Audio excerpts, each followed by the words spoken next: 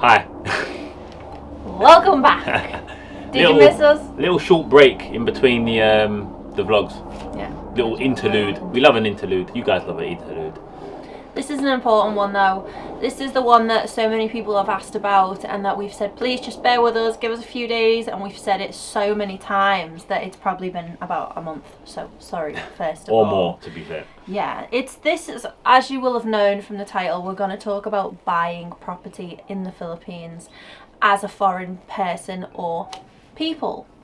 And the reason being we haven't done this video yet is that we've been working in the background with a couple of people, which is something that we kind of thought about while we were away, didn't we? Yeah. And then I thought, right, I'm going to inquire about that. And then we just never got around to it because we were busy. And then at Barrio Fiesta, we met the daughter of the person who owns the entire company of Santa Lucia. And I said, like, we're so excited about our investment. We absolutely love Iloilo. She asked us why. We had a big conversation with her, and in the end, I ended up just saying, "Oh, look, the tag's still on my dress." That's awkward. Anyway, in the end, I ended up saying to her, we get so many inquiries on YouTube from people who want to buy, whether they are foreigners wanting to invest or whether they are overseas foreign workers that have lived in other countries for so many years that they just don't know how to go about buying anymore. So, well, it might even be Filipino with a foreign partner. Yeah, or that. But we get a lot, don't we? We do. We get a lot. So many comments. So, in the end, I was just like, listen, we're answering questions here on behalf of you guys, sending people your way. Can I get involved? And I ended up going for a meeting with one of the people in the office in the London branch. And we had a big discussion about it. And in the end, I ended up signing up to be one of the marketing sales agents, representatives of Santa Lucia Land Incorporated. So Cody's got a Filipino job. Whoop, whoop, whoop, whoop, whoop. Yeah. I can retire now. That's it. I'm done. So basically, I now work for the people we've bought a house from.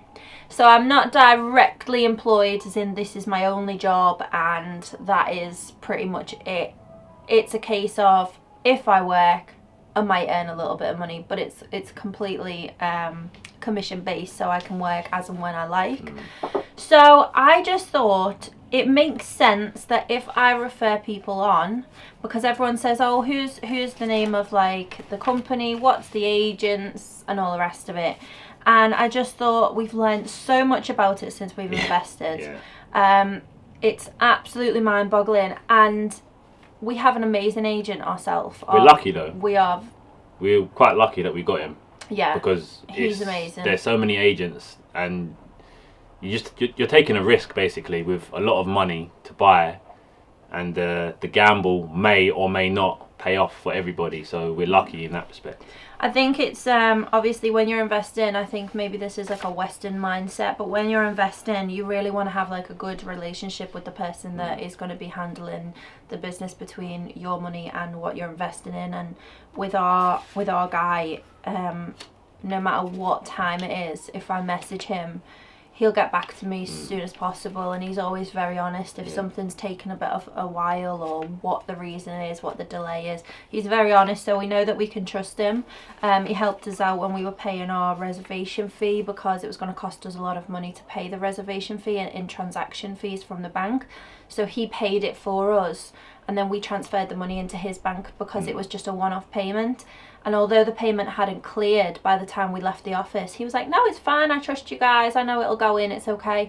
So he just gave us a lot of money there and then to pay it, and just believed in us that we would pay it back, which we did, by the way. To be fair, people. He just it represents the Filipino people, because they're always very truthful, loyal, and you can always trust them. Yeah. But it kind of, I think that can't do that in Europe. No, you definitely can't do that in England. But it broke the ice of like, no, we can trust this guy straight away. Sure. It kind of gave us that, that open relationship straight away. So I have referred a few people to him at the very beginning when people asked. But I also thought that as well as doing that and helping him out in return, it would be good for us to have a little bit of something to help us along the way as well. So from this point forward, if you have any inquiries about property in the Philippines that you want to invest in, you can send a message to me. I have my own email address through the company because I just thought I'm not taking any risks. As a foreign person, we understand foreign people's concerns when it comes to money and investment and all the rest of it. And although our agent is fantastic and I wouldn't swap him now, when we first went into this, I did think it would be so nice to have a foreign person to talk to who'd already been through this process, who understands it, so that straight away anything that we have concerns over as a foreign person investing in another country, that would have been wiped out straight away. So that was another reason we thought this would be a good idea, isn't it? Is because if you have any queries about, oh, but is it difficult? What about the payments? How do you pay? What about it all being transfers and all the rest? All them questions. There's a lot of things to consider when you're foreigners buying in the Philippines. For starters, people didn't even know that it was a thing for two foreigners. Yeah. That's what the lady who was the daughter of the owner of Santa Lucia said. She goes, it's really weird that two foreigners have bought in the Philippines. Yeah, it's never that. It's always like one Filipino, one foreigner. So you never know. Maybe we can help start the trend because it is manageable. And obviously, people that are Westerners, for example, can ask us questions that Filipinos may not understand because of how it is here. Yeah. So they can only talk from a Filipino buying in the Philippines perspective, whereas we can talk as foreigners buying in another country's perspective. There are some questions that we did ask that we just never got answers to in the way that we would have liked to make you feel more comfortable. For example, like the whole in England or in Europe, we have direct debits. So we don't have to manually transfer anything. Money. So, for example, mortgages for houses, it's all done by direct debit. So when you're buying in the Philippines, it's pretty much you have to pay manually. So you have to remember. So that was a bit of a, for us, it's a bit strange because that's not how it was a bit of a hindrance, and it almost put us off because we were like, for the next however many years, every month we have to remember to do this. But I have good news for you, because during one of my meetings with them, they said they are currently in the middle of setting up a direct debit payment scheme to allow and make it easier for foreign people to pay their money directly from their own country into the Philippines. So head office is in Manila, head office is in the Philippines, and there are other bases around the world. There's one in Paris, I think there's one in Dubai, there's one in London, and then there's another few in different places. But for all those people who want to buy from abroad and pay in foreign currency into the Philippines, it is going to make it a little bit easier. And it can be done now, and we'll talk about that, how we do it a little bit later. But I just wanted to, first of all, let's just put my email address on the screen right now. You're really proud of that email address, aren't you? I'm really proud of that email address. I'll tell you why, right? Because in England, if someone came to me and was like, do you want to invest in another country? Here you go, here's my Hotmail email address. I'd be like, no, I am not dealing with a Hotmail email address over this amount of money. It does look more professional. So I said, if I'm going to do this, I want a company email address, because I'm not prepared to have anybody think that I'm here to scam anyone or anything like that. That's not the reason for this. The reason for this is we're going through the process. We know so many people want to go through the process. So many people ask about it. They're interested in it. And if we can help you, then why not? Why not help you? But I want you to understand that we're only doing this because it helps you, but also it helps us learn. We want to maybe invest a little bit more at some point in the future if we get to that point, if we can afford it financially.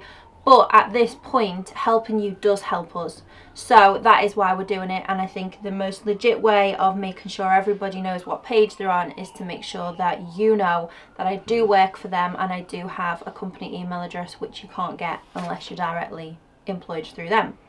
So that's that. I am waiting on my ID card, but that's coming from Manila, so that's going to take a little bit longer to arrive. But I'll show you that when it comes, because I'll be proud of that too. So where are all the properties located that can be invested in? That's what. Oh God. I made this earlier. No joking. Shut up. Shut up. I said that to my mum the other day, and she was like, "What's charrot?" I was like, "That's gay language, mum." So, Santa Lucia have over 200 projects around the whole entire country, and I'm not going to read every single one because there are a lot, but I will read the areas that they have them in. Maybe we should buy one of those Zambales. So this is I said that to you when we were at Barrio. Zambales. Is that a hot? What is that? Is it a hot? Just do it with your fingers. Why are you doing it with your whole hand? Look. Give me a hug. I don't know.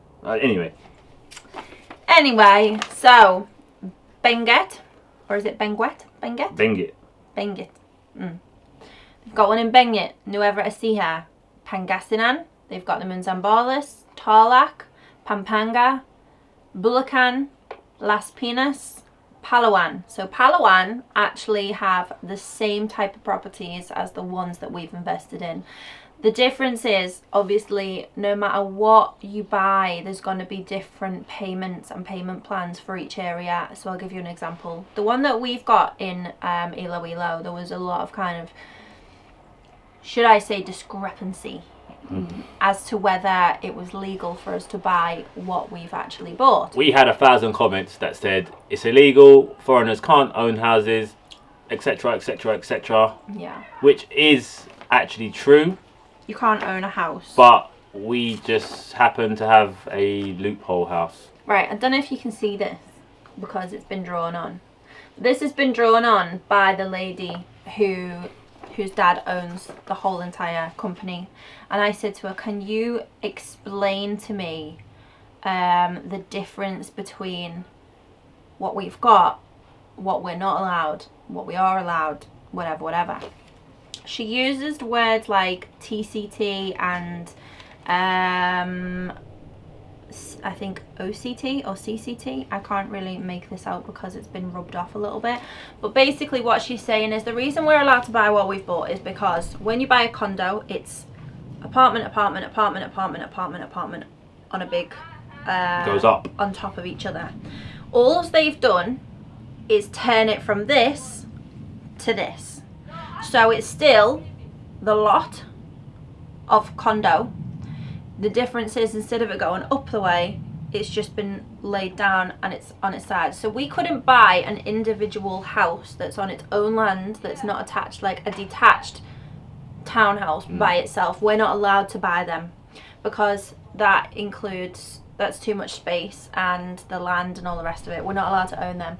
But because this one on the deed, it says that it is a condominium. It's a condominium lot because they've still got them all attached. The only difference is they've laid them down flat. It's still classed as a condominium, and on the deed it's sold as a condominium, and therefore as foreigners we're allowed to buy them. There's a lot of kind of detail that goes into that, and if you're interested then obviously we can talk about that another time. But basically, as I can't really dumb it down any more than that.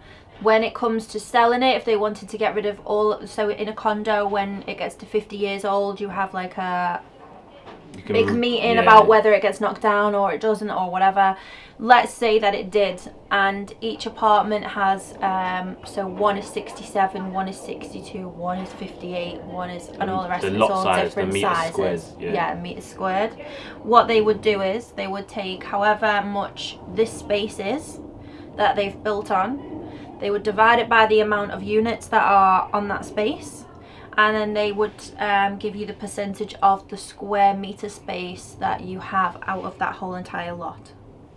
I hope that makes sense. It's the easiest way to kind of explain it, just to show you that whatever you put in, whatever it's worth, you will get back. So we own the lot, which is 67 square meters. We own that and the house or the lot. Yeah. So the whole entire area that our property is, the car parking space, the path, the building and the backyard is ours. The ground underneath it You don't own that. But I don't think at any point in the whole entire world you own that. Even this house that you've bought, you don't own the They're land pretty rare, right? to the core. They're pretty rare because I think there's not too many condominiums that are like this. Yeah, somebody did say available. So it is basically a small house, basically, is what it is. And you're legally allowed to own it as foreigners, and you own the lot as well. As long as the deed says condominium. Right.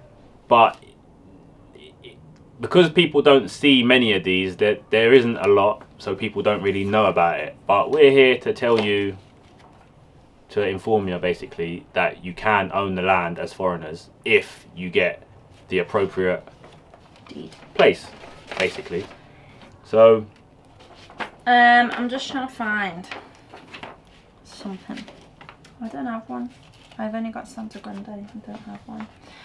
But if it has a townhouse on your deed, as a foreign person, you're not allowed to buy it. The only way that you would be allowed to invest in something like that is if you were investing with a Filipino and their name was on the deed. So obviously it does work a little bit different when it comes to payments and payment plans and deeds and all the rest of it and what you're entitled to.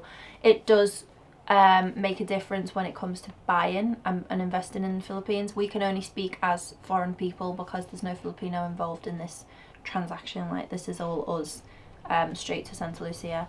So yeah, as far as what we've bought is concerned, it is classed as a condominium. It's not illegal. There's no like cheeky, snidey business gone on. There was a lot of comments that said, oh, what you've done is you've done something illegal to allow it. But actually, if that was the case and you were allowed to buy them type of properties and it was all legal, why would they not have them in the capital, which is Manila?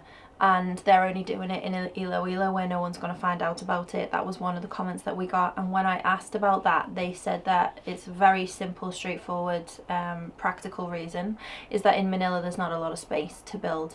So instead of lying it down flat, where they're going to take up more space, they go up high to fit more people in. So then if the lot is stretched right out and you've got so many people living on this with only 2 floors, you're losing all of this space where you can fit more families and more people in. So it doesn't make sense practically and financially to only build flat condominiums. So that's the practical reason as to why it's not in Manila.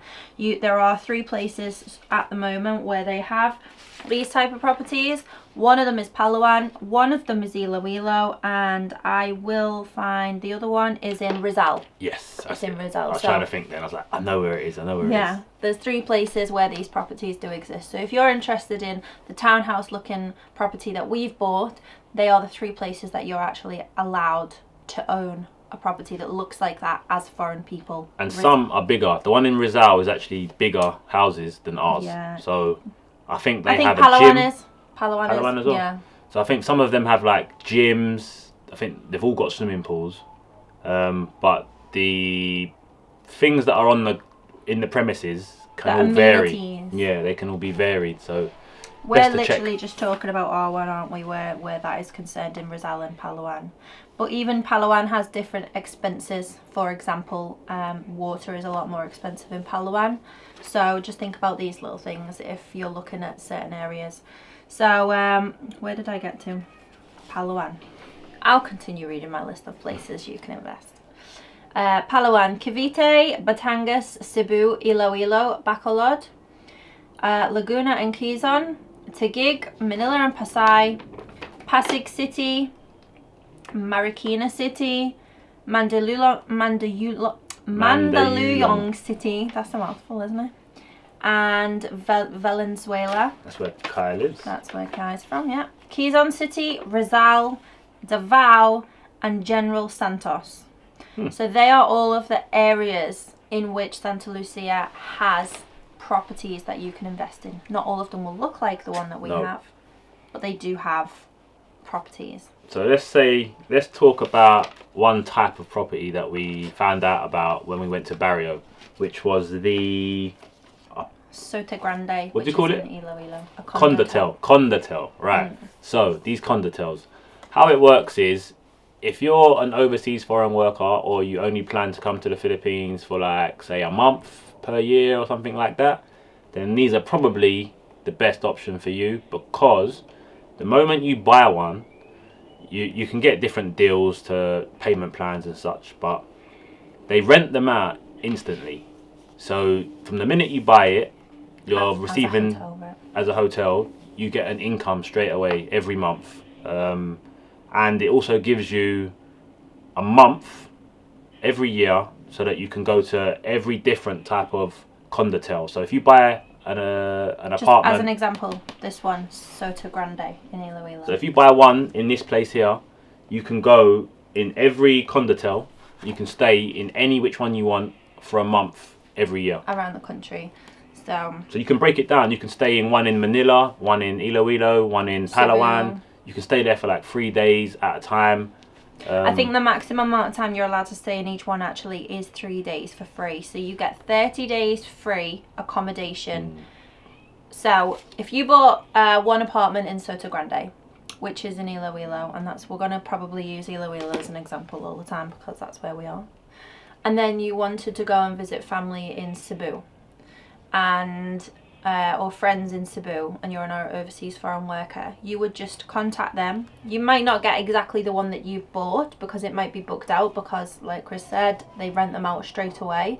It is classed as a hotel, but you get 30 days throughout the whole year that you're allowed to spend using these properties free of charge.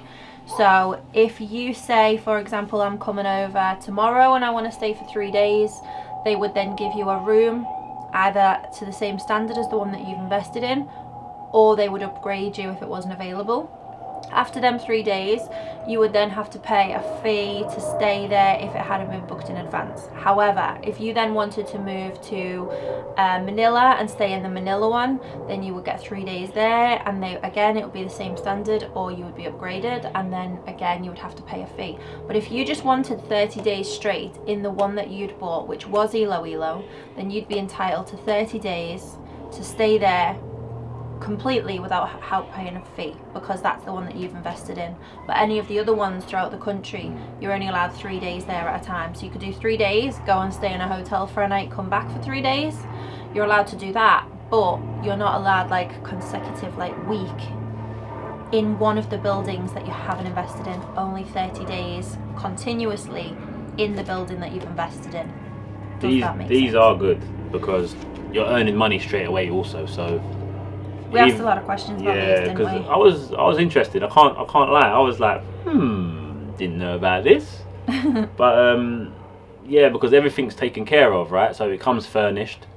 Fully furnished. The maintenance is all included, so nothing's going to go wrong. And I think it's at the end of 15 years, you all get together. Everyone who owns an apartment in the hotel comes together, and you all vote on if you want to keep it residential, so you can move in full time, or you can keep it going as a hotel and keep renting it out. So you got that option as well, which is really good. And it gives you a lot of flexibility, I think. Yeah, it's definitely go all around the country for free if you're living there, or if you just want holidays even. Yeah, it's a good option, for example, for people who we met in Boracay, Hayden and Diana.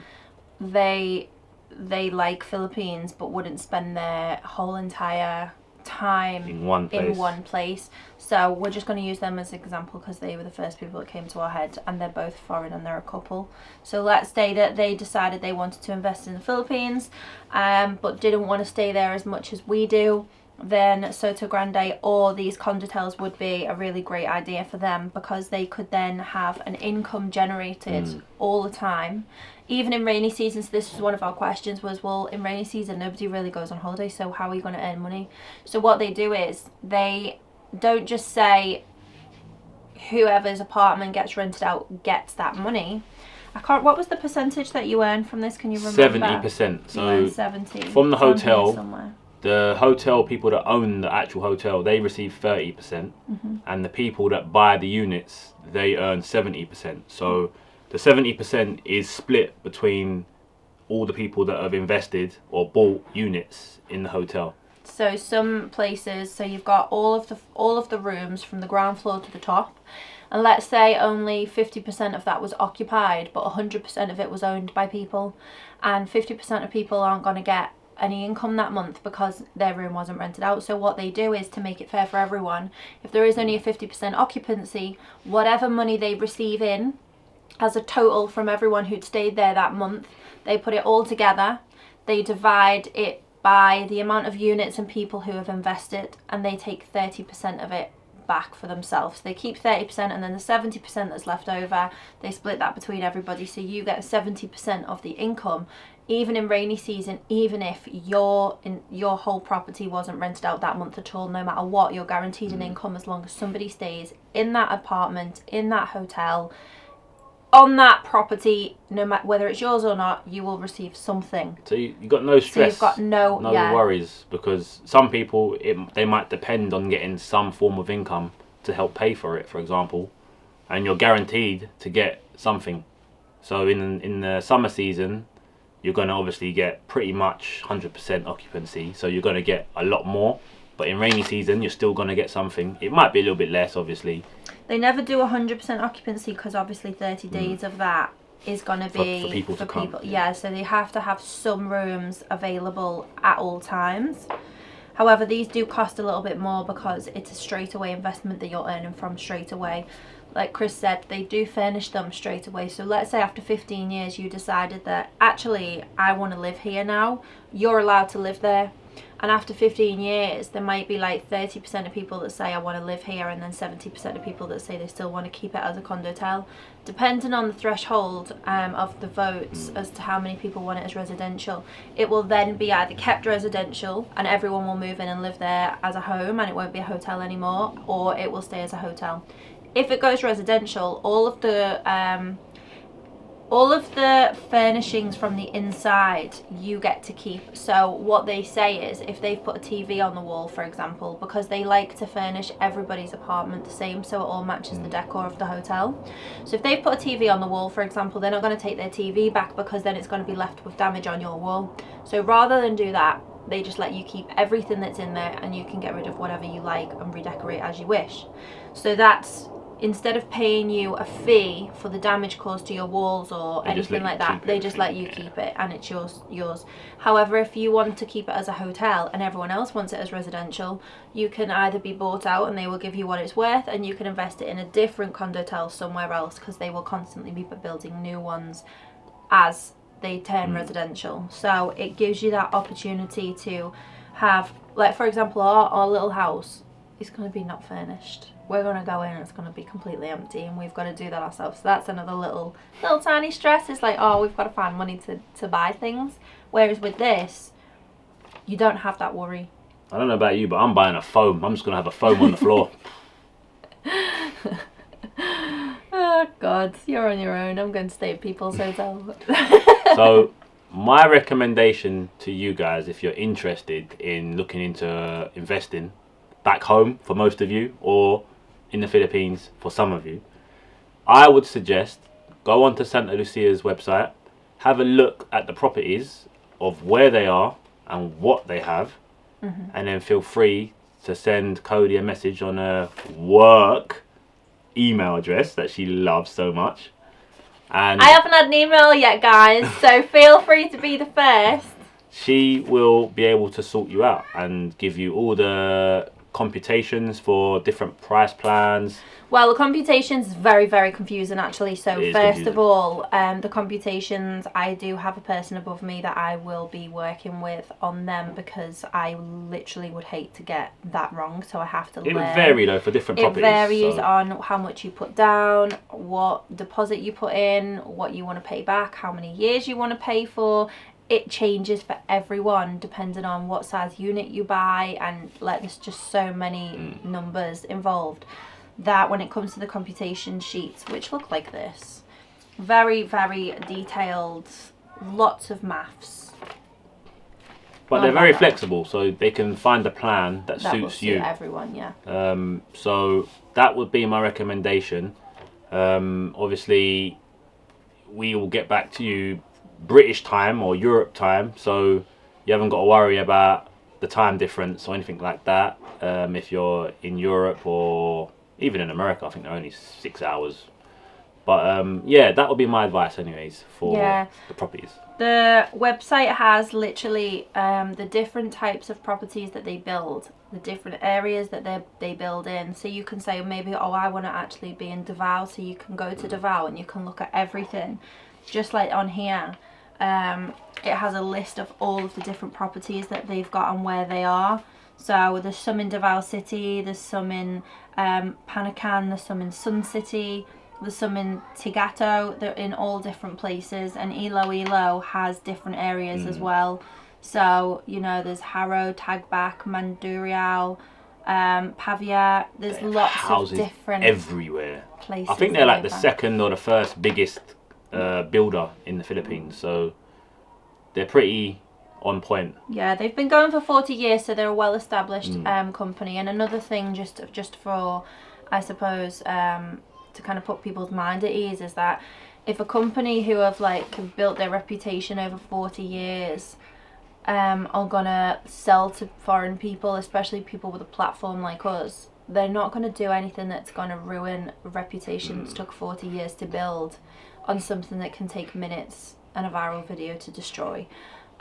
Even as an example, look at the whole taxi scam in Manila. It took seconds for that to go viral, and it was on the news, and it went mental. So a company like this they're not gonna sell to people that they know can ruin their reputation that easily, and they're certainly not gonna let me have an email address and work for them if what they're doing isn't legal. So just to put your mind at ease, it's absolutely doable.